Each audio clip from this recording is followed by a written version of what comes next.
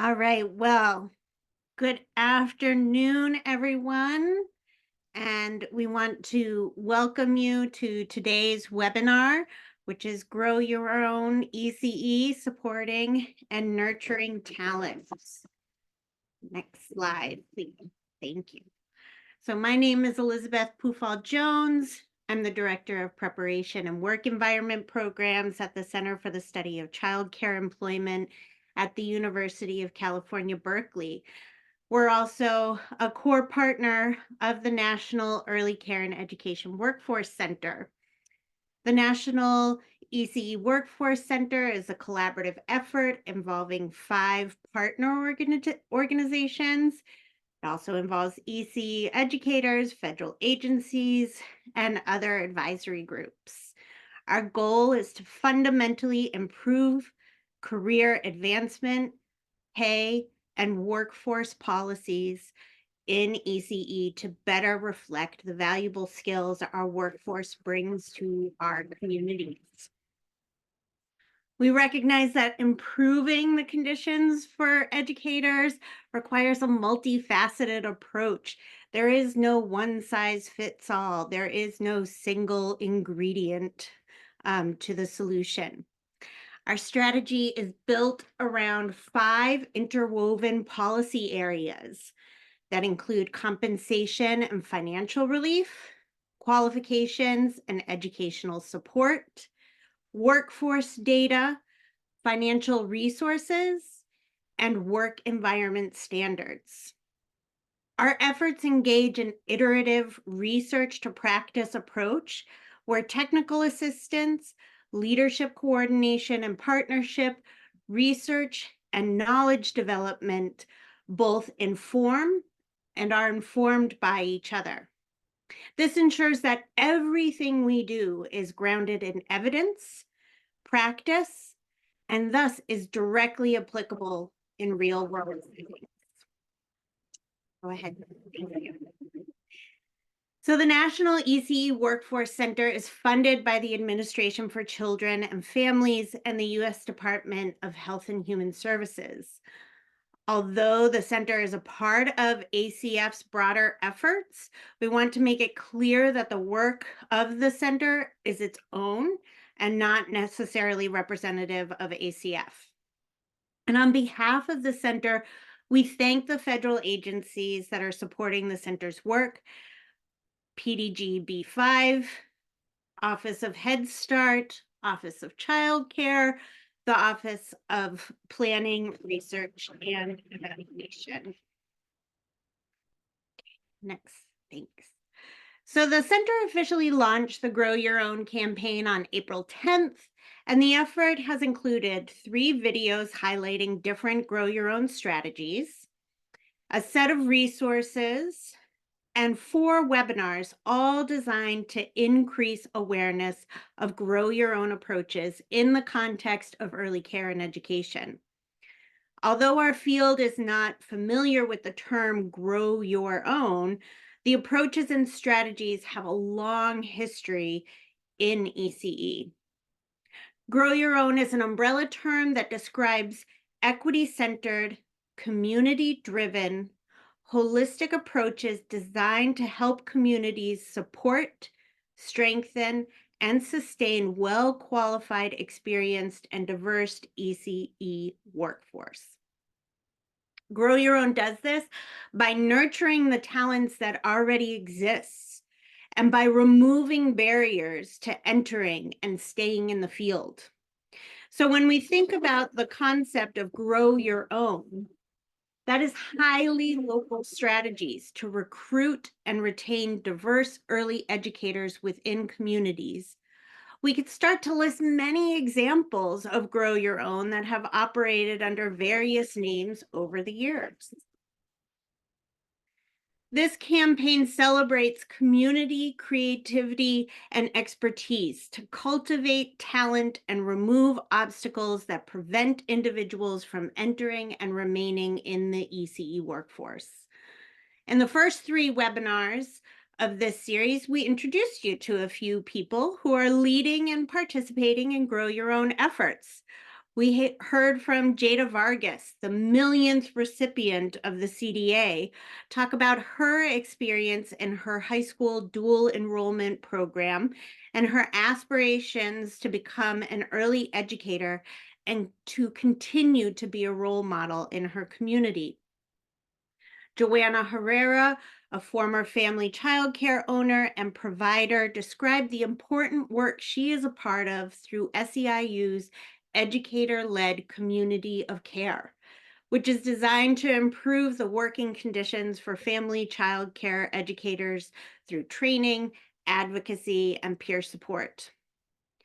Randy Wolf, executive director of ECEPS, an intermediary and sponsor um, uh, of apprenticeships, described the tremendous opportunity apprenticeship offers to prepare and train early educators.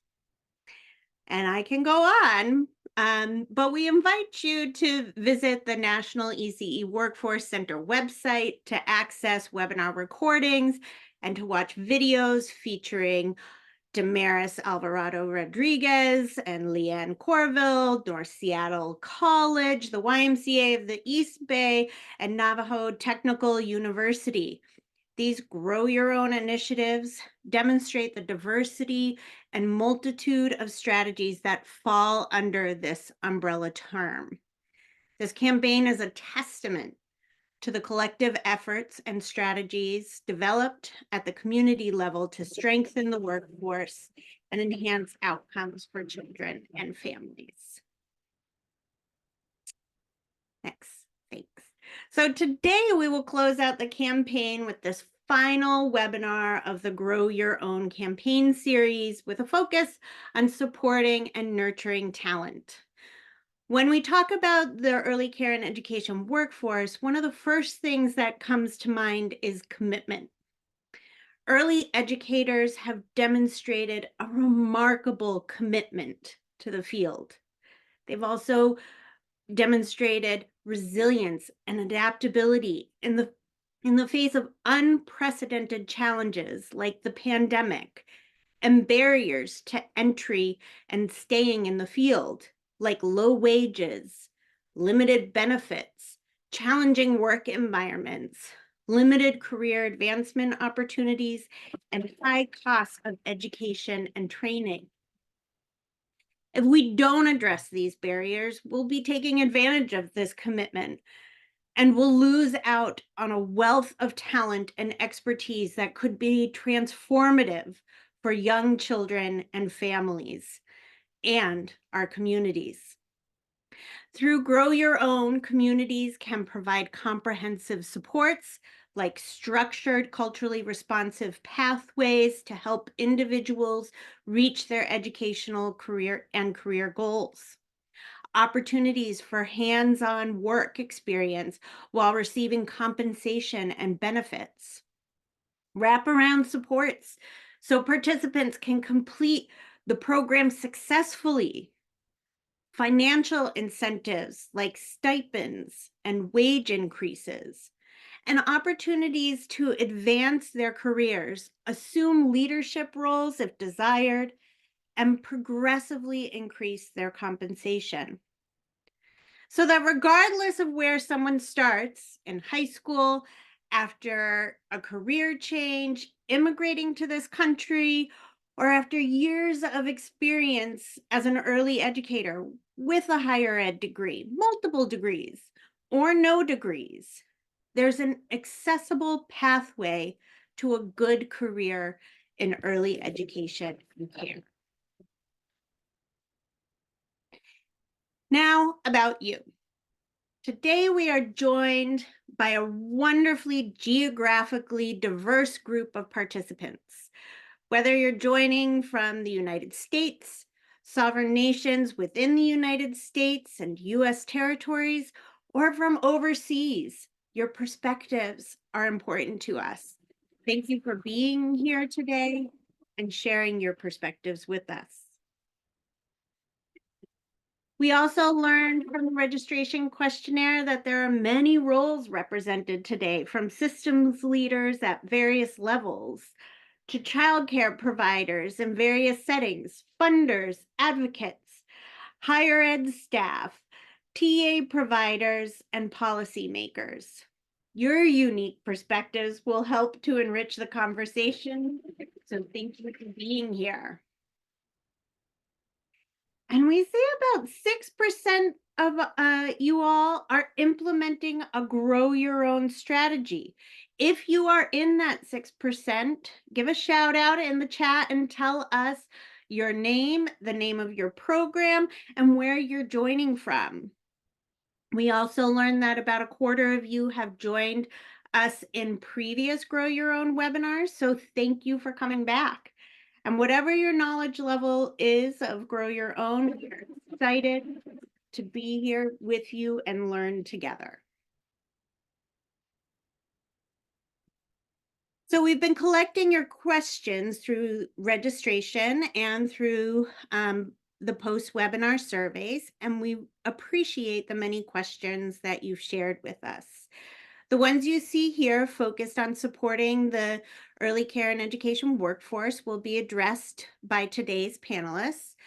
Other questions submitted include questions specific to apprenticeship, what is the evidence base, how to get started, and who to contact. Questions about community partnerships for Grow Your Own, who is involved, and examples of effective ones. And many of you had questions about how Grow Your Own initiatives are raising wages and compensation. So Thelma is sharing links to resources available on the National ECE Workforce Center website that address these questions. And I would also say that we are collecting the questions for that iterative process of TA influencing and being influenced by research. So before I pass the baton to today's panel moderator, I want to encourage you to use the chat to ask questions and share resources. Please use the chat to share resources and connect with participants. But if you have a question for a panelist or all of the panelists, please use the Q&A button to share those. Today we have an incredibly dynamic panel that will be moderated by Amaya Garcia, who will introduce herself and get the conversation started. Thank you. Grab your popcorn and enjoy. Thanks so much, Elizabeth. I'm very excited to be here today and to learn from our wonderful panelists. I'm Amaya Garcia. I am Director of Pre-K-12 Research and Practice in the Education Policy Program at New America, which is a public policy and research organization in Washington, D.C. I have spent the past 8 years researching and writing about Grow Your Own programs across the country. Some of that work has played out in different kinds of ways. So I have created a 50-state scan to assess the landscape of policies and programs that support Grow Your Own across the country. And I have updated that regularly. So I first did it in 2020, and I'm releasing new results this summer. We run a Grow Your Own Educator National Network, which is essentially a professional learning community that works directly with Grow Your Own programs across the country, including some programs that are focused on ECE educators. We developed a toolkit for programs. I think that came out in October of 2022 that has a lot of different kinds of resources to get you started in the development of one of these programs, including how you recruit candidates, forming partnerships, and how you might evaluate some of your work. And more recently, New America has been involved with the Department of Labor funded intermediary for K-12 teacher apprenticeships. So that means that we've gotten to play a stronger role in making sure that these apprenticeship programs are high quality and are being implemented equitably across the nation. So I'm just going to pass it on to Kelly, who's going to introduce herself, and then she'll pass it on to the next panelist. And then after introductions, we'll get started on the conversation. All right, thanks, Amaya. Hi, my name is Kelly Kazik, and I am the Early Childhood Workforce Collaboration Specialist, currently working out of the Department of Education in Minnesota in our Learning Services Division. I'm soon going to be transferring to our Department of Children, Youth, and Families, which I'm really excited about. I've been fortunate to have spent the last few years working across multiple state agencies on our preschool development grant. And through that work, I've had the opportunity to be involved in different capacities in many of the workforce initiatives Minnesota is supporting, including the Grow Your Own Early Childhood and Family Education grants that I manage right now. Our Growing Your Own Early Childhood grants are just one of the strategies that we're using to build our early childhood workforce. Our approach has really been to try to open up as many doors as possible. We know people are coming into this field from many different places and with different knowledge and background experiences and abilities, and we really want to value and recognize what they bring to the table. We don't just want to get people in the door though. We want to keep them in, and we want to keep in the folks that we already have. And so we know that requires supporting educators as they journey through that door and beyond. And we also know that programs are different, and our programs have different qualifications and different needs. And so, like Elizabeth said, we know that supports the one size does not fit all. So what we've been doing is really putting together a variety of programs to try to really reach people where they're at. And we've done a lot of work around developing recruitment programs. We have our new Empower to Educate program that provides personal support. We have local workforce advisors who help guide people on their path to becoming an educator. They offer financial support, training, job placement, mentorship. We're really targeting people who are just really kind of thinking about this as a career. We are also targeting young people through the work we're doing to help our high schools offer the Child Development Associate credential in their family and consumer science courses. So we're doing that work around that too. We have different program supports like the Wayfinder program that offers local navigators to help people with opening or expanding licensed family and center-based childcare programs. The navigators do things like help people understand licensing rules. They help them find training. They direct them to resources like grants for startup costs. They're kind of a one-stop shop for startup supports.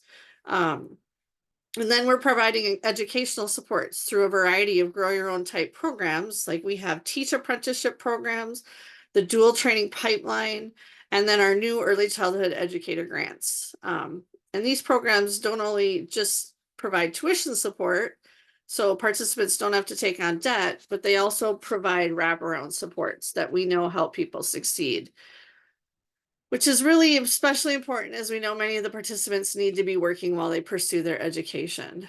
And then meanwhile, over here, work is happening on standards alignment, wage scales, comparable competencies, credit for prior learning. We're trying to work on as many barriers as we can at the same time, because we know, I just like to say, there's no chicken, there's no egg, there's just people and families and children who need support. So that's kind of what we're doing in Minnesota. And I will pass it on to Benel. Thank you, Kelly. Hi, everybody. Good to see you. My name is Beenal Patel. I'm the Chief Program Officer at Neighborhood Villages. Before Neighborhood Villages, I was actually an educator myself. I taught preschool for many years and then sort of fell into the role of director. I was the most experienced and qualified. I had taken the course and met the requirements, and we had a turnover suddenly and fell into the role. And this is actually the story of a lot of leaders in the field, especially after COVID. And so I really feel like I ground the work that I do now as Chief Program Officer in that experience as an educator, as a leader. And it's also the way that we ground our work at Neighborhood Villages, which is really listening to the providers and the educators to inform where the gaps are, where the needs are, and to build programs. So Neighborhood Villages is a nonprofit based in Massachusetts. And we're a systems change organization, really trying to identify the gaps that exist and work towards a true childcare system. And we do this in partnership and with guidance from educators and providers. So we have something that we call the neighborhood, which is our test kitchen, or our innovation lab, as we say. And this is a partnership with 5 local Boston-based early childhood programs where we model what a district or an early childcare system could actually look like, because there is a lack of one. So this includes funding positions such as an operations manager, a family navigator. We are adding in mental health supports, teaching and learning and instruction, and workforce navigation and pathways. And I know we're going to be talking more about these pieces in some of the further questions, so I won't get too much into detail.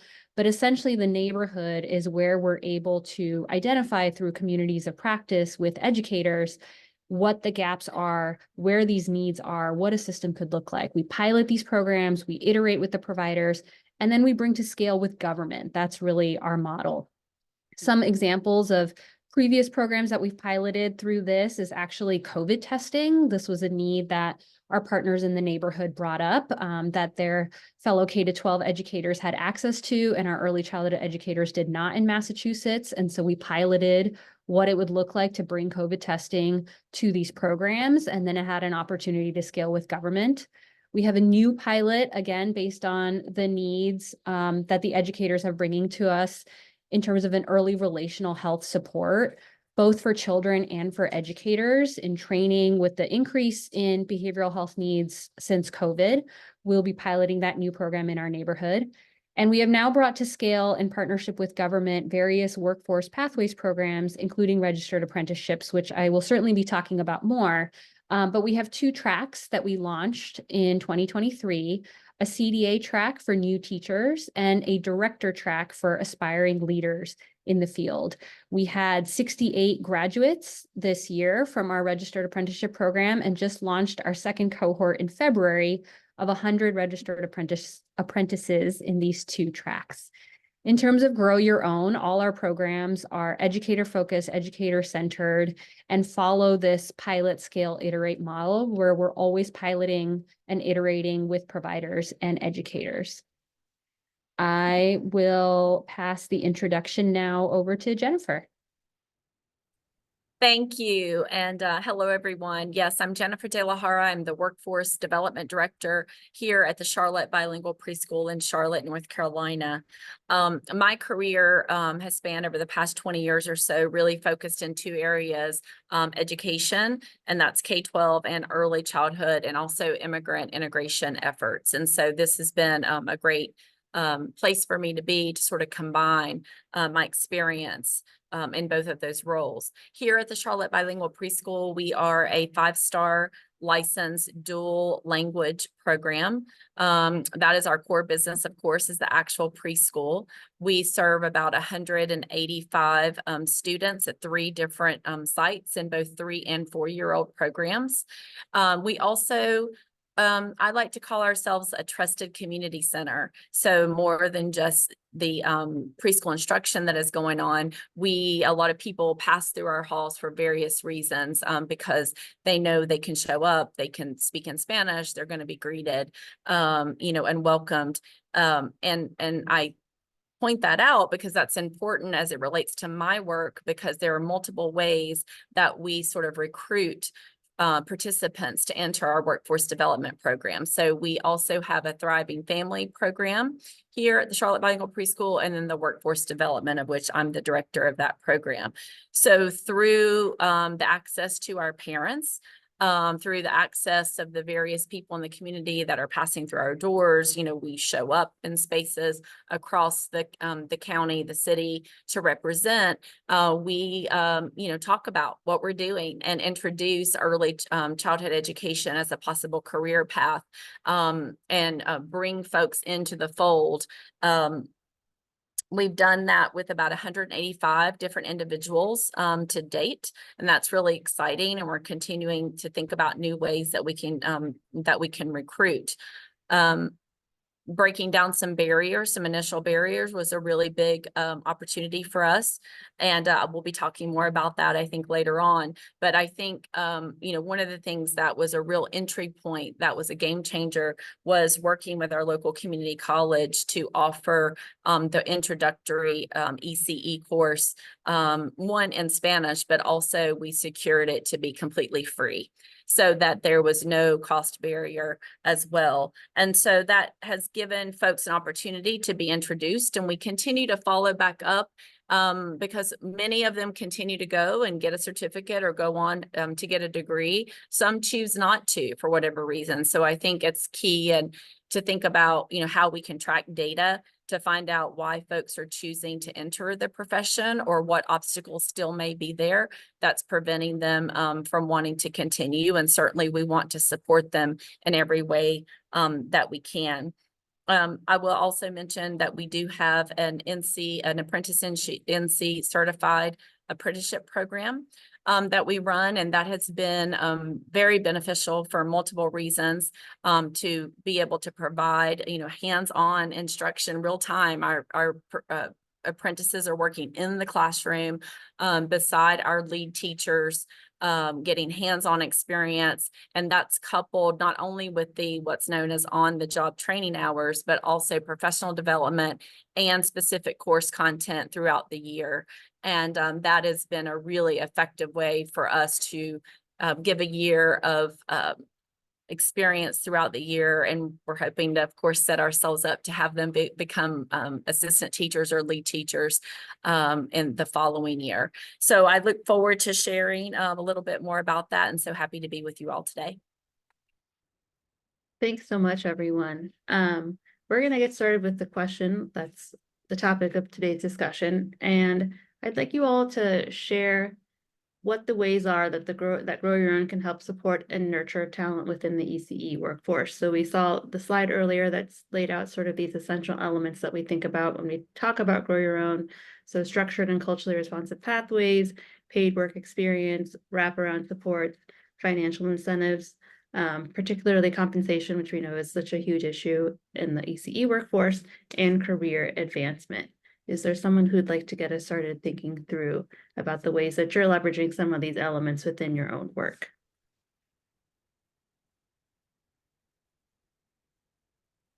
All right, Binal, I'm going to go with you then. Sure, I was going to just volunteer.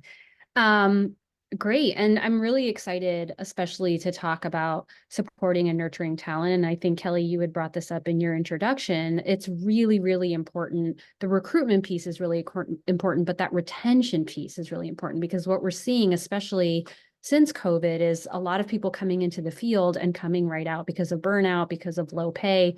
And so really this idea of nurturing the wraparound supports, the career advancement, we feel is super important and foundational to retain the talent we have in the field right now. And so there's a couple of ways that we're doing that at Neighborhood Villages. We really feel it's important to start with the foundational support upon entry with brand new teachers. And so the registered apprenticeship model is a really good model for this. And it's a little bit more of the traditional approach of registered apprenticeships as a recruitment strategy. So our first registered apprenticeship is a CDA apprenticeship, which aligns with our state credential, where we're supporting educators either brand new to the field or relatively new with about less than a year of experience coming in, getting that training. But the really important piece is that mentorship piece. And as a former director, I'll say that this is something, when you bring a brand new teacher in, that directors just don't have the capacity to support on their own. The director wears about 1,000 different hats every single day and just does not have the capacity, or sometimes even the skill set, to be that mentor, to be that coach for the brand new educator. And so this idea of having the related technical instruction, which is required to advance in your career, but paired with a mentor that's really assessing the competencies that are achieved for that brand new educator, we feel is really successfully leading to less burnout, is really giving that apprentice an opportunity to have a mentor to ask the questions to work through the challenges and problems with. And then that, coupled with the wage bumps, is really, really been a successful strategy in retention. And there was a study I recently heard about where 2 different groups were given the option of either getting a wage increase after a full completion of the program at 12 months or wage increases along the way. And almost the entire group chose the wage increases along the way. And it really is, again, that retention strategy where you see that increase upon the completion of a certain amount of hours or achievement of competencies. So registered apprenticeships is certainly the first approach that we're taking towards that. And then in terms of career advancement, we've created sort of stackable pathways with apprenticeships. So we have a director apprenticeship, which is actually pretty unique, and it's sort of non-traditional in the way registered apprenticeships are used. But we found that actually a lot of our CDA apprentices that became lead teachers went right into that director apprentice program. They felt like this was an opportunity to continue to grow their career in the field. They were committed at this point to staying. They felt supported and mentored in doing that. We've also found that we have a lot of current directors in our director apprenticeships. We have a lot of directors who had the story that I did, where they fell into the role and don't actually feel prepared. And so again, this idea of being paired with a mentor that can support you in achieving competencies and getting wage bumps along the way has been really successful in terms of a retention strategy. And then finally, I'll just say the idea of wraparound support and removing barriers in every program is something that is at the forefront, and we're thinking about multilingual pathways. So our program is offered in English and Spanish, but also we had an educator who needed ASL services, and whatever those barriers are, we really commit to removing those. Technology supports and technology access is really crucial with everything being on Zoom now, and it's not something that can just be overlooked or assumed for the educators that we have.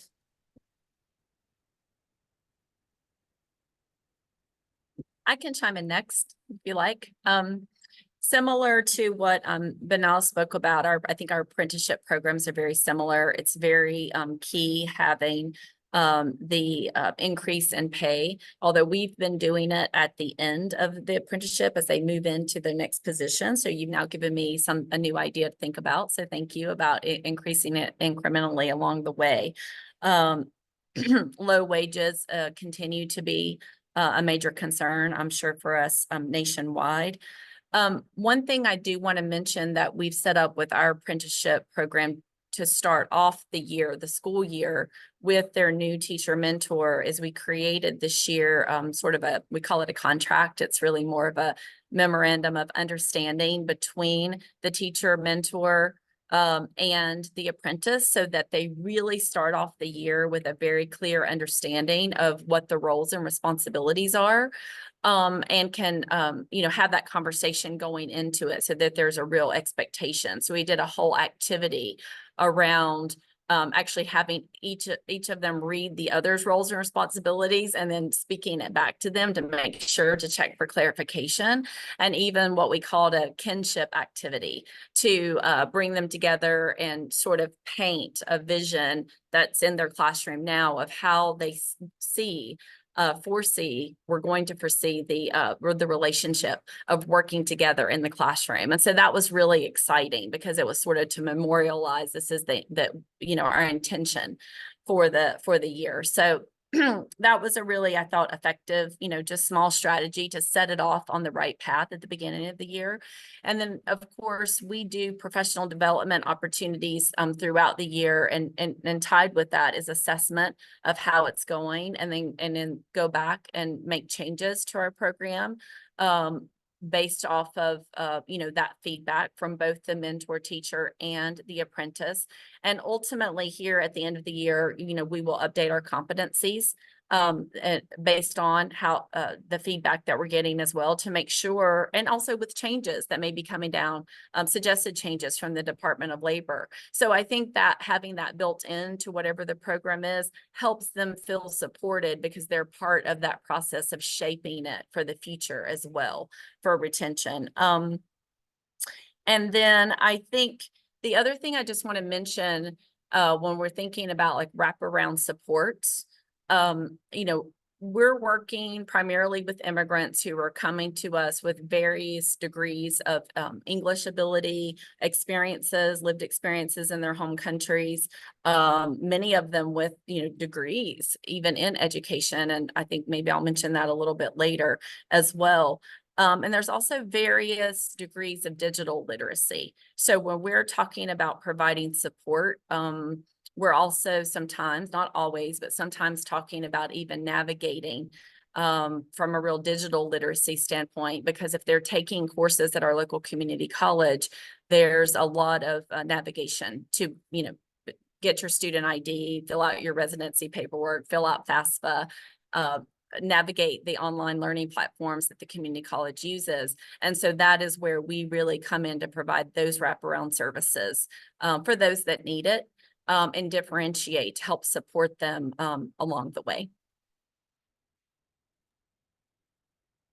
And I would add that I think that differentiation is really key. And that was part of what we took into consideration when we were developing our Grow Your Own grants for early childhood educators. And so when we set them up, we wanted those to be able to be as flexible as they could be in the supports that they offered. Because just like everybody said, we know that different people have different needs. You know, some people might need more language support, some people might need more technology supports, that sorts of things. And we also wanted to make it as open as possible, as broadly across as we could across the field. Typically in Minnesota, our Grow Your Own grants have been focused on our school-based programs, which did include early childhood people, but those people had to be working on a teacher licensure track, and there weren't any other options. And so our new Grow Your Own early childhood grants are open to licensed programs, Head Starts, higher education, community-based programs, as well as school-based programs. But they can also be working on different degrees and credentials. They could be doing CDAs, they can be doing AAs, they can be doing BAs. And so we also wanted to keep those wraparound supports as open as possible. And I think one of the things that makes the Grow Your Own programs so unique, and I think you both have touched on this too, is just that we're able to support people that organizations have already built a relationship with, right? Like, and so then there's really a trust piece that's already been put into place, a trust from the organization that the candidate is a good participant, and that you know them and you know what their needs are, but also from that candidate to be able to share those needs. And that can be a vulnerable thing, to be able to talk about what you really need for support to be able to be successful. And so I really think that's a really unique piece of having Grow Your Own programs for early childhood educators. So Thanks so much. I think everything that you said was really on point, particularly this issue of individualized support. Someone I spoke with once described it as a bird by bird approach, right? You're looking at every individual candidate, you're thinking about what they need, and you're designing those services around them, which is not how we traditionally prepare teachers and not traditionally how we support them through earning any kind of credential. And so I think that's really important. We're gonna, now that we kind of set the foundation for some of the work that you all are doing and what is included in your programs, we're going to take a step back and actually think about how you began on this journey. Once you saw a pathway forward with Grow Your Own, how did you get started? And who was that first call to? Jennifer, we'll start with you. Sure. Well, I've only been with the Charlotte Bilingual Preschool for 1 year, and this program got started about 3 years ago. It's my understanding that my predecessor had found out that Wake County Technical Community College, which is in Raleigh, our capital, had been teaching some of the ECE coursework in Spanish. And so we contacted Central Piedmont Community College, which is our local community college here in Charlotte, and asked if they would do the same, consider doing the same. So they did. They recruited an instructor, and that was key for us. And of course, many of our folks are English speakers. Many of them do want to continue to improve their English. It's really for those that, are needing that first entry point and are going to feel more comfortable taking an academic level course, obviously in Spanish. And so that has been a huge game changer for us in the community. And that was really the first call, again, relying on those partnerships, the people that we're already in community with, and presenting the idea and having our local higher education partner, agree to invest in that as well. And so we have an ongoing relationship with them where we're, funneling students their way and continue to teach about 4 to 5 classes per semester in Spanish, and then continue to support our students also with their English language development. And certainly if they go on to pursue an associate's degree, for example, they're transitioning to taking academic classes in English. But I think that was the first call, and obviously the most important one to get it started. I can chime in next. So I mentioned a little bit that our model is always to identify gaps from educators. So really our first call or our first step is to go right back to the educators and the providers to make sure that we're understanding the landscape of what the challenge is, of what they see as the needs of a program. And apprenticeships is an example. Another example is the toddler curriculum that we've just developed in partnership with educators. We want to make sure that we're understanding what the need is, what it is that the educators and the providers are looking for. And then I would say, similar to what Jennifer said, I really believe with the scarce resources we have that we can't duplicate efforts that already exist. So my first call is really to other partners that are in the field, that are perhaps doing the work, that have done the work, that are aware of work that exists, because I want to make sure that we're not reinventing the wheel. We're not doing something that somebody is already doing. If it doesn't need to be created, I'd rather partner with somebody that's doing it. And so our apprenticeship program, actually, we have a non-college pathway where we partner with a professional development organization that's providing the CDA training and is providing the leadership courses for our director apprenticeships. And then we can also talk with the college partners to look at the credit for prior learning that can be translated from the CDA or for some of the trainings that we offer. So we started by reaching out to partners in this work to see where we could, again, not duplicate efforts that are being made. And then also to learn, I think this call is such a good example of the network that exists within early childhood. And I know, really veteran members like Randy, for example, or other organizations that are doing this work across the country. And hopefully any of us can be your first call where you can reach out and really talk to people that have been doing the work and learn sort of where the next steps might be for your specific program. And I would say in my situation, in Minnesota, we have, like I said, a grow your own grant in our school-based programs that's been very successful in diversifying the workforce.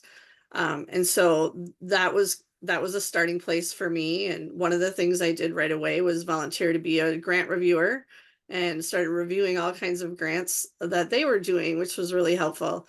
But also, with the feedback that we had from our preschool development grant engagement and from the things that we hear from the field, we knew that we needed something that, like I said, was more focused on the specific needs of our whole early childhood workforce, our whole field.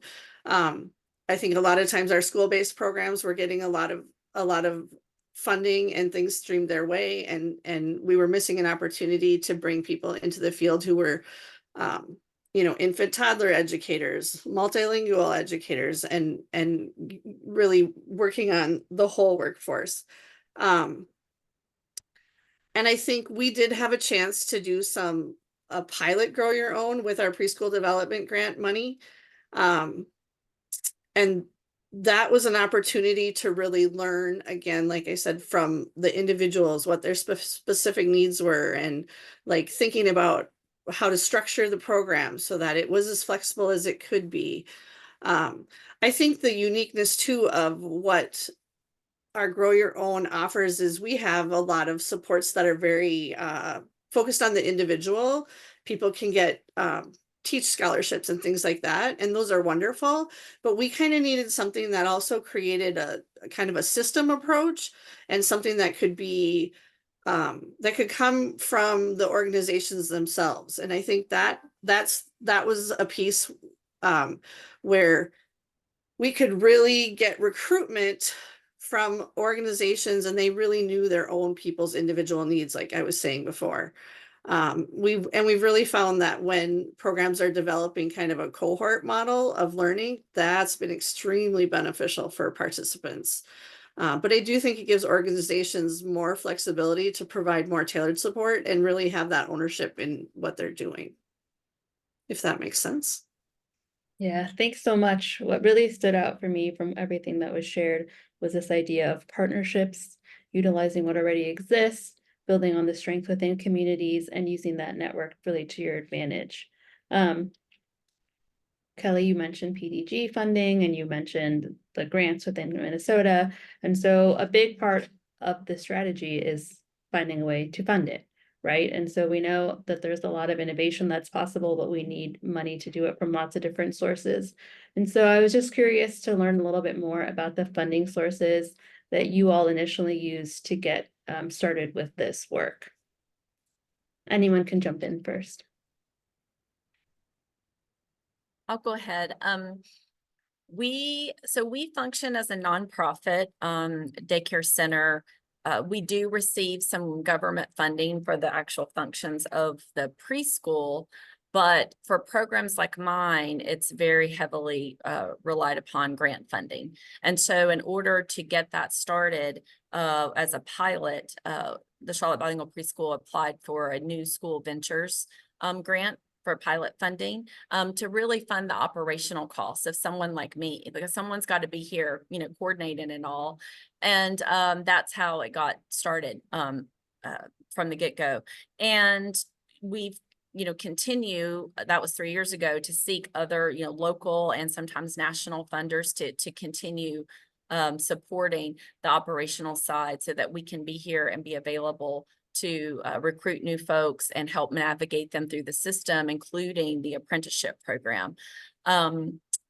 Some of the ARPA dollars that were passed through, I do want to mention this because I do think this is really important and something I'm going to continue to advocate for through the governor's office, and the North Carolina Business Committee for Education started a new initiative here in North Carolina that's known as Building Bright Futures, which is supporting specifically our early childhood care education apprenticeship program. And so we are receiving some extra funding. And I personally think that was one of the wisest decisions to spend down some of those pass-through ARPA dollars. And of course, we know that those are going away.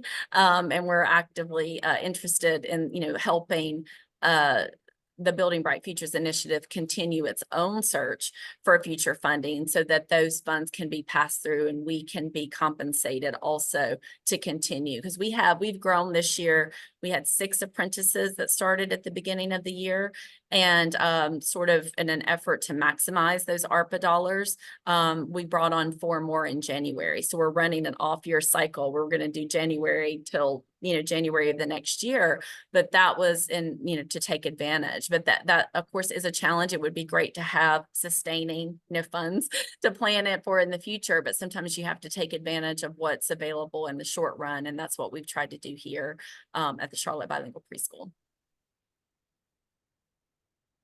I can go next. So for all of our programs, including apprenticeships, including the curriculum, including the early relational health pilot that we're doing, our first funding source is always philanthropy.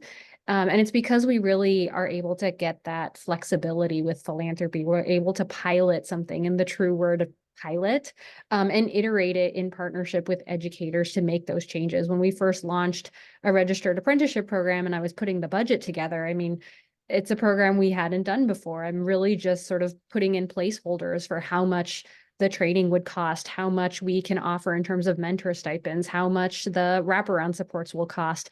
And then we're able to really pilot through the course of that first year and that first cohort what the actual cost is, so that when we go to scale with government, we're able to really create efficiencies in those fundings, and then also advocate for where sometimes there's gaps in funding with government. And a really good example for that is when we went to launch the registered apprenticeship program with our state government, one of the line items that is not an allowable expense is actually staffing costs for our organization to implement the program.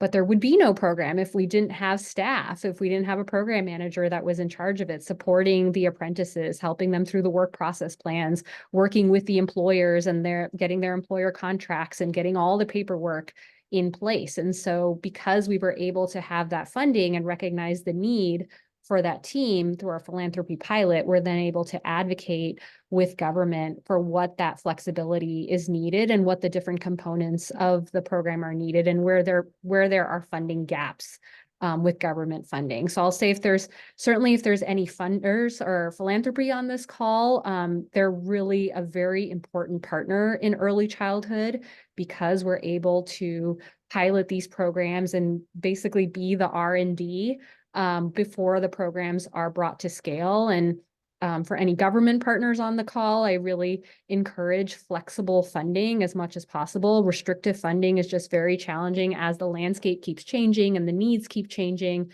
Flexible funding has been really, really impactful in creating successful programs for us. Yeah, I agree with that. I think that's why we've had that success with our preschool development grant funding, because it has been able to be more flexible. And that when we were able to use that for those pilot grow your own grants, it really showed us just like what you're saying. And I think that really is a demonstration of how we all work together, right? Like you're able to learn what you can through the pilots that you offer and then elevate that to our government programs. And that's something that we did with our preschool development grant pilots, is we were able to show the need. We had more people that asked for funding than we could provide funding for. And then we were able to show how it was benefiting people. And fortunately, we have our children's cabinet, our governor's children's cabinet in Minnesota that works really directly with our preschool development grant team. And so, you know, that was able to be elevated to our legislators. And then we were able to, our legislation just passed this last funding year, $5 million for the biennium for our Grow Your Own Early Childhood grants. And then there's ongoing funding built into that. And so it's kind of that working up process that we have to do, and really sharing those stories and those specifics that I think is what really makes a difference. And also, sorry, just to add one more point, because I saw someone mention it in the chat, multi-year funding, huge impact, because by the time you apply for the funding, get the funding, you're already thinking about the next cycle. And it's really just unsustainable, not just for the program, but in terms of a staffing model. And so flexible funding, but multi-year funding is really, really impactful. Yeah, thanks for that. That's really important for sustainability. And when you have to function on sort of the legislative cycle, that can make it really hard. Kelly, I just wanted to follow up and push a little bit deeper into Minnesota, because in some of the work that I've done, I found kind of these big gaps and misalignment between grow your own strategies for K-12 teachers and grow your own strategies for ECE teachers. So it's quite notable that Minnesota has invested in two kinds of grow your own pathways. So I'm just wondering, you shared a little bit about sort of the PDG grant and what that pilot taught you, but what was the effort that went into getting them to kind of invest in this and to provide $5 million? It's something that does not exist, from what I know, in lots of other states, and so is commendable. But why would you think that this became a priority for your state legislature? I think part of that started when our preschool development grant was doing community engagement and really hearing from the people on the ground that we need more early childhood educators, and we need more early childhood educators that represent our communities. That was a big part of it. I think just the number, you know, we continue to lose family child care programs. They're constantly hearing from the field that, you know, centers don't have enough staff. And I think we were able to show too that, you know, kind of like that, what we were talking about, those gaps, that, you know, although there's a wonderful grow your own grant program in Minnesota, how it was not meeting the needs of the whole early childhood workforce. And that it was, you know, really, when you look at the qualifications and the what people are required to have to enter and to be in the early childhood workforce. Teaching license in our state really only applies right now to one of our early childhood programs. Although, you know, you can have a teaching license and work in all these other programs, it's not needed. And I think that really trying to focus on that equity piece helps them to see that we need to provide supports across the field and not just in our programs that are school based. Does that make sense? Yeah, it does. And I think, Jennifer, you wanted to add a sort of a contrasting perspective from North Carolina on this issue. Yes, well, I've done some reading on the success in Minnesota, and so us down here in North Carolina are a little bit jealous of some of the great investments, public investments, not only in education, but of course in your very future, right, of your state. So congratulations to Minnesota on the K-12 and the early education forefronts. We are in a little bit different situation. Currently about 1% of our general fund in our state is allocated to early childhood education. And we have been stabilized with some of the federal funding that came through because of COVID. There's been a lot of advocacy going on to increase funding to help further stabilize this industry. So we'll see how that that advocacy continues to go. But it's really, even if we're able to accomplish that in the short run, it's really about the long-term vision for, do we want to, as a state, value early childhood education for our children as a profession, for our teachers, as a community builder. And so I'm certainly hopeful that we will move in that direction, but I am glad that I'm here listening to ideas about even what Kelly just said about listening to the community. And certainly I'm participating in that, and I'm watching our community come together in a whole new way to advocate. And we're hopeful that we can secure some longer term funding so that we can produce longer term changes, because we've had a lot of our child care centers closed down just even in this past year. And we're very fearful that maybe even up to 1/3 more of our state's child care centers may close. So there's a lot on the line, and I am here to collaborate with anyone who's on the call that wants to reach out and, collaborate with us together. It couldn't be more important. When they say it's a childcare crisis, it's not hyperbole. It's very, very real. I think I would add on too, is it wasn't just, families, it was business as well. Business is sharing.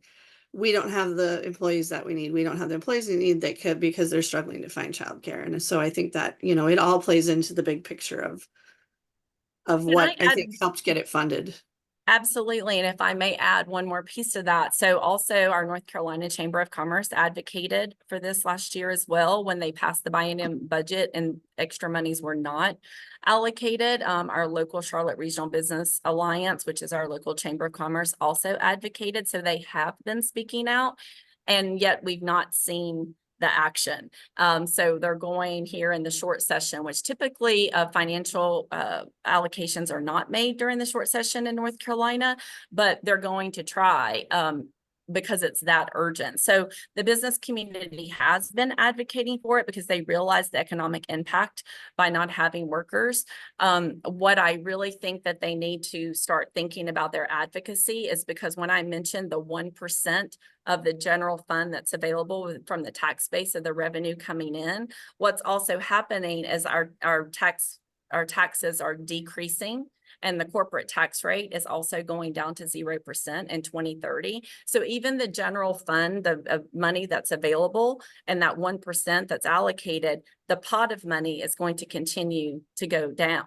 And so I really need the business community to understand that and to speak out about exactly how do they feel about that, because the available funds are also decreasing. Mm-hmm. Thank you so much. You're really highlighting such an important issue, and I'm hopeful too that we can have more federal investment in early childhood education and making sure that we have all the support needed to make sure that we sustain programs and keep them strong. So thinking through some of the systems that kind of govern the work, as you kind of all are alluding to, what are some of the local and state policies or infrastructure? So things like quality rating and improvement systems, workforce registries, et cetera, that have supported Grow Your Own efforts, if anything, in the work that you've done.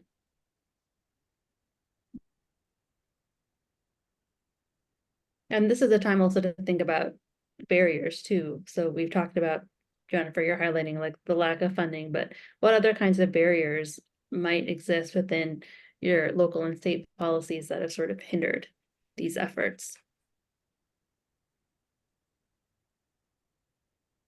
I can start with, in Massachusetts, we have, a teacher certification sort of pathway, and we're moving to a credential. And so it's been really wonderful to sort of align with the current pathway. I'd say a barrier or a challenge is to then shift to what will be sort of our new credential. And I know that some states are going through this process as well, where you're transitioning from something that was to something new. And so I mentioned this in one of my answers in the Q&A as well, where, you know, the CDA is really like a nationally aligned credential. And so we've built our program around that. But because registered apprenticeship sort of has these, you know, foundational structure elements to it, we can really adapt based on whatever the new credential is, but it feels a little bit like a moving target right now. So that's a bit of a challenge.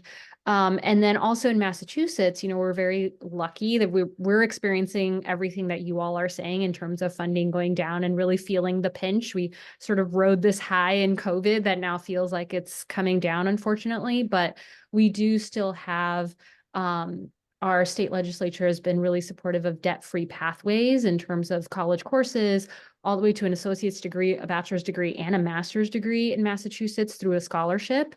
And we have so many workforce programs. We're one of them that have been funded for educators, which has been really successful. What I'll say a challenge is that providers are often inundated with all the different options and pathways for their educators. And so really a challenge has been helping to navigate the employers and providers who are really, really busy doing the 1,000 other things that they're doing when they get a flyer that says your educator can get this degree for free, or apprenticeships are a good fit for you because da da da da.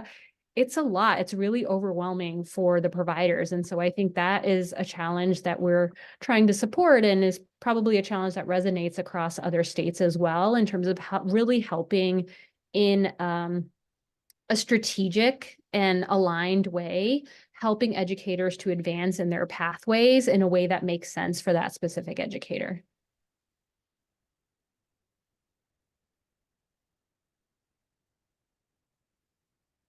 I think for us, some of our local policies that have been addressed or need to continue to be addressed are obviously language access and language justice.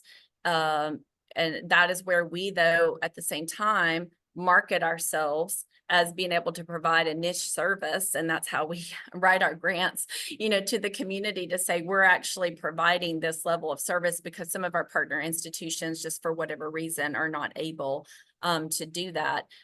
This plays out also specifically with scholarships and money available. And so we assist, and we also have Teach scholarships. So we're assisting some of our participants to apply for those. Many of our particular students, it's a challenge to fill out FAFSA, or they may choose not to. There's, you know, still lingering confusion around whether or not there's public charge, and I'm speaking about immigration policy at this point. So that those would be even national challenges that we need to address, because there's just, you know, some folks are fearful to seek out a scholarship because of what that may mean because of their immigration status. We have certain folks that are here on TPS, temporary protected status. They may have lived here, and there's certainly residents here in Mecklenburg County, but by default, they have to pay out-of-state tuition. So this is a challenge. So we're sort of scrambling. We have a pool of resources available for scholarships, but sometimes they don't quite cover enough. And so we've also reached out to our local workforce development board, who is getting funding. And I'm not sure if that's directly from the state or if that's federal workforce funding supports, but they've been helpful in providing some extra scholarship assistance, because again, we're talking about folks who are making, you know, $15 an hour. They're just not going to possibly be able to pay $3,000 a semester for out-of-state tuition, and a lot of that is linked to their current immigration status. So these are challenges both at the, you know, federal, state, and local level, where we're just sort of trying to fill in the gaps and provide that extra support to make sure that they can continue on in their studies.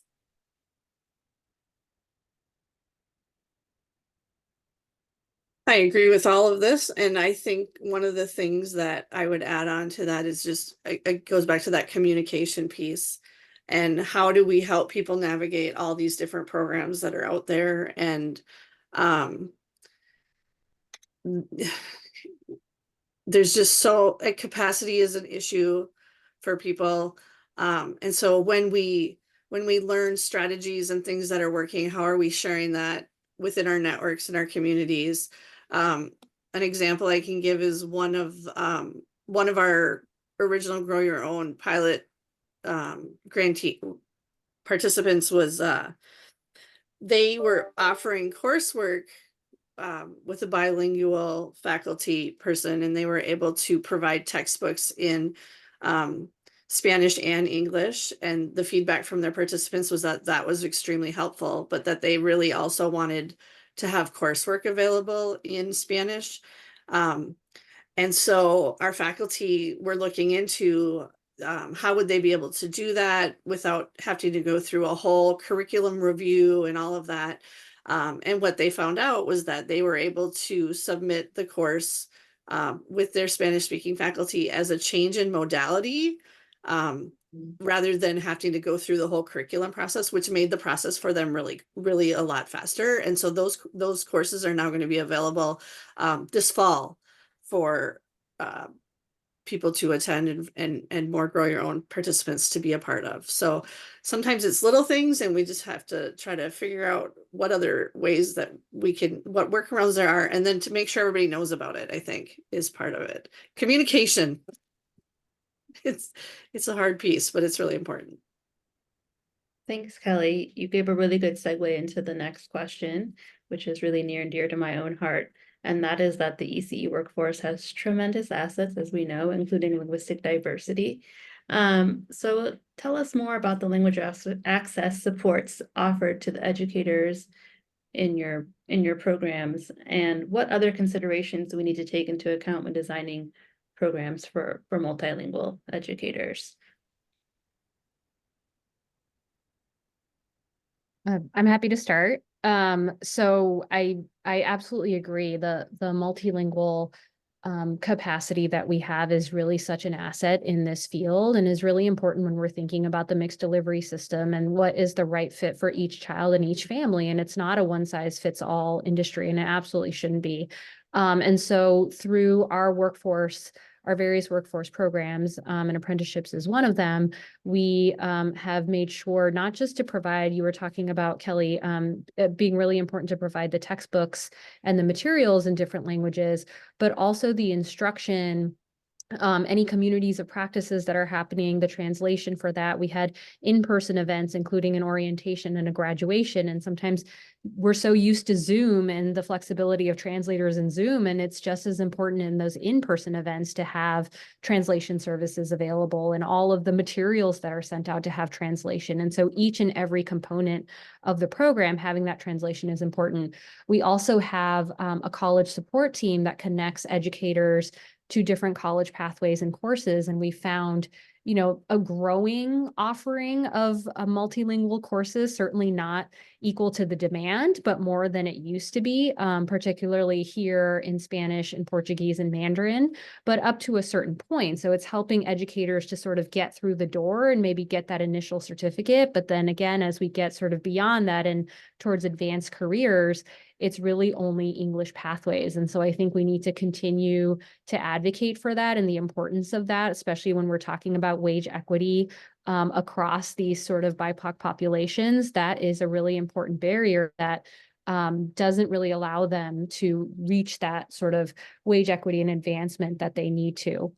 And then the last thing I'll say too, especially in the CDA pathway, we found that although we can find instructors that can offer the training, there's only certain languages then that once they get to the portfolio, the CDA observer, I think that the council has really worked hard to expand the language offerings, but there's just not a lot of capacity in the other languages. So how can we, as a field, really advocate for the need of CDA specialists that speak Portuguese and speak Mandarin and are able to look at the portfolio and the exam so that we don't get educators who have done all the training and then can't get to the finish line when it comes to the CDA.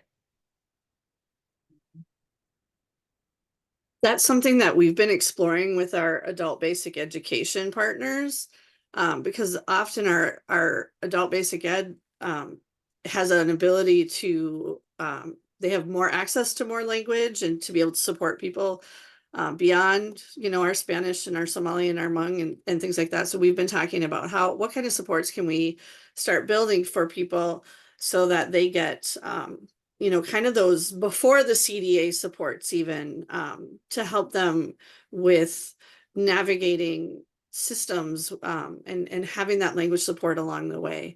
So those are discussions we've been having, which I'm really excited to think about how that can build into this whole support process that we're working on. And then I'll mention also, Amaya, I like the way that you framed it, talking about the assets that are brought. And certainly another way that we're supporting some of our workforce development participants is many of them are coming to us from Latin American countries with credentials, sometimes master's level degrees in education.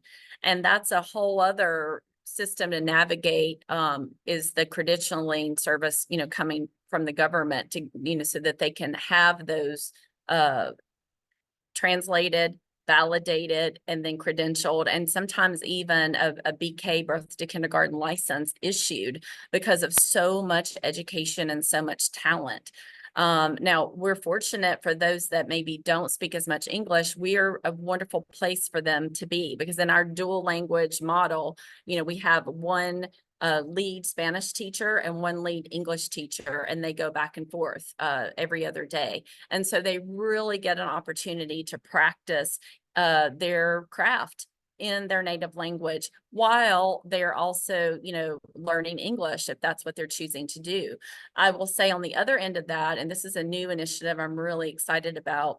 I mentioned we've had 185 people who have come through our doors over the past 3 years, and we're not growing that fast to employ that many teachers. And so we're like, how can we work with our local community partners to, have some of our participants, work in other childcare provider settings.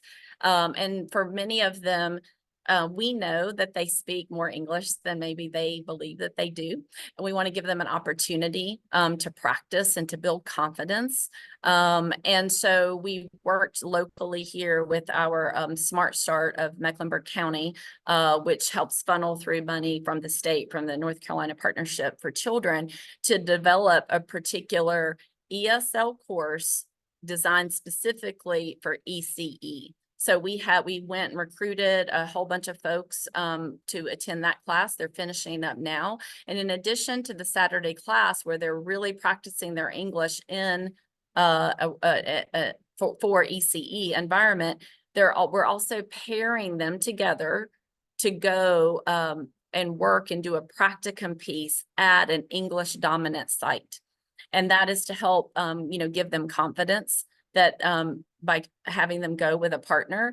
And we also asked our partners, and of course they were more than happy to do this, but to be very thoughtful about where we're sending them so that they would also be welcomed. We're asking for a certain level of, cultural competency.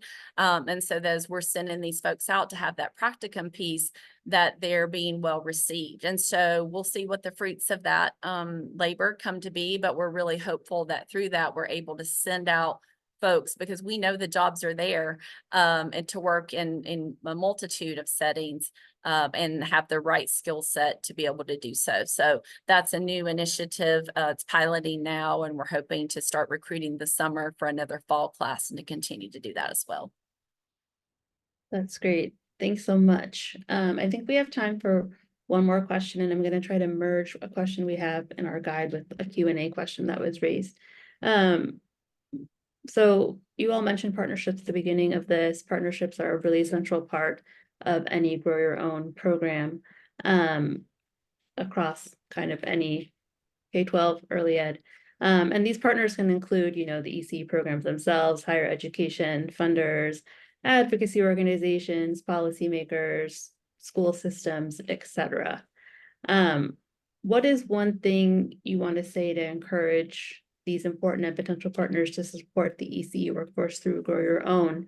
And relatedly, to message this idea, I'm thinking about this Q&A question about this idea that ECE jobs are not good jobs because they don't pay high wages, right? And so really thinking through how to message why Grow Your Own is an impactful strategy, but also why we need to be cultivating a really strong and dynamic workforce and sort of thinking through this idea of good jobs, right, in relation to some of this work, because we know that these are some of the most important roles someone can take.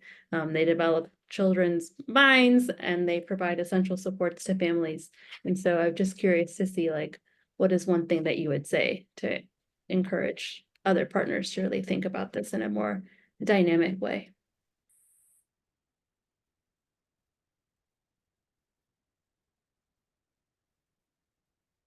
Kelly, let's start with you. Oh, I'm thinking about so many things. I think one of the things I think about is that, you know, without the partnerships, there's just missing pieces. And I think we learn so much more when people are working in partnership. And I think it also paints that picture too of if it, you know, this is important work, and that's why we have all these partners that are interested in supporting it. I've been able to do some reading of our deed grants, our childcare facility grants that our state is doing with our Department of Employment and Economic Development, and I was so amazed at how many of those grants had built in they're so community based, and they're pulling in so many different partners, and a lot of them have grow your own pieces in them as well. And I think there's just opportunity to tell a new story about the early childhood career, and we've been trying to do that in Minnesota. We have a new publication that I think you have a link to in your resources called Minnesota's Early Childhood Workforce, Making a Difference in the Early Years, and it's full of all kinds of information about how people can get into the field, the different opportunities that are in the field, that it's open to everybody, and there's so many supports there. We had 7 different people across our state that we interviewed, and there's video of that in the publication so that you can hear their story. And what you find from those stories is nobody says, you know, that I'm doing this job because I wanted to make a lot of money, obviously, right? We know that, but their passion and their energy and their, you know, how important they know their job is comes through in those interviews. And it's just wonderful to see and hear that. But I think those partnerships are that key piece to finding and knowing what those individual needs are and what those pieces are that are missing, so that when we're designing the programs, we're able to take that information and really weave it into what we're able to offer people. Does that make sense? Yeah, I'm happy to add to that too, and to the question you asked, Amaya, about how to really tell the story when the barrier and the pushback is that this is not a good job. And we recently released a report called The True Cost of Care. And, you know, often there's sort of cost of care or market studies done of how much, you know, tuition is versus how much salary is. And I think what we realized in releasing this report is even people who we thought of as allies and partners and advocates in the field were shocked and said, this is the first time that I realized that, you know, as a director, I'll say personally, I had this happen to me all the time. Every time a new board member would join my program, they would say, you pay your teachers what? Like they get paid minimum wage. I'm leaving my child with them. This is the most precious, important thing in my life. And they're making half of what I make. And yet my tuition is equal to my mortgage. Like, how is this possible? And I'd open my books and I'd show them. And it's really that the math doesn't work. The system created as a private sector doesn't work. It's a public good. And so in this true cost of care, we sort of go beyond what the market rate is to what the cost would be if we were really implementing high quality childcare system. And so that's not sort of the breadcrumbs that we have now of minimum wage and minimum professional development and burnout of teachers. It's the high quality implementation of curriculum. It's the behavioral health supports and the special education supports. It's the meals. It's that if you take all of that into consideration, parents could actually not afford the cost of care. And this is why it's important that we have public funding and government support to really have a child care system. I'm happy to share the cost of care report. It's also on our website at Neighborhood Villages. But I think really we need to shift that story. And I think I heard one of you say it too, that it's not a wage issue or a salary issue that we have, it's a funding issue. And it's not that the cost of care is too high, it's that we don't have the right system to pay for the cost of care. And so we need to continue to change the language with which we talk about the sector. Yeah, I'll agree and echo one of the things we've been working on with some community of practice and cohorts that I'm a member of is agreeing upon shared language. So that when we show up in space, we're sort of singing to the same tune in an effort to increase our advocacy efforts. And so bringing folks together to agree upon that shared language and then continually lifting that up in different spaces is really important. I've been to echo Banal's point of what I've heard just in the past 3 weeks at 2 different events is folks talking about it being a failed market initiative. And I feel like there's some efforts that wasn't me, but someone's been pushing that narrative. And that's actually really, really good and really true, because to her point, it's not, it doesn't work even in the free market. The model is not sustainable. And so it really does demand a public investment. And of course, we're very disjointed with having some that are for profit, some that are nonprofit like ours, some that rely almost entirely on government funding, and a mixture of it. And so it's hard and it's complicated to get across. So I like the idea of shared language that hits the mark, even to the point that I almost exclusively now don't use the word funding, because for whatever reason, funding now has become this negative connotation. And I always say investment. And the reason that I use the word investment is because it evokes this sense of, thinking about our future. And it also answers the question when people say, well, what's the return on our investment? If you want to have a return on your investment, you actually have to have the I. It's part of the acronym. So, if people are like, what's the return on investment of that? Then it begs the question, well, what is our level of investment in education and our very future? So I think the more that we can continue to collaborate and lift up language that makes sense to, even our policymakers, then hopefully we'll be able to see some of the change that we need. Thank you all so much for this engaging conversation. Now we're going to pass the mic back to Elizabeth to close us out. Thank you, everyone. Thank you, panelists. Thank you, Amaya, our moderator, for an incredible conversation. As we close the campaign, we invite you to continue to share your stories. Please use the hashtag #GrowYourOwnECE to highlight your Grow Your Own programs and why they matter. Read and share the center's informational briefs, resources with colleagues, friends, and community members to help them learn about the potential of Grow Your Own and the vital importance of the early care and education workforce.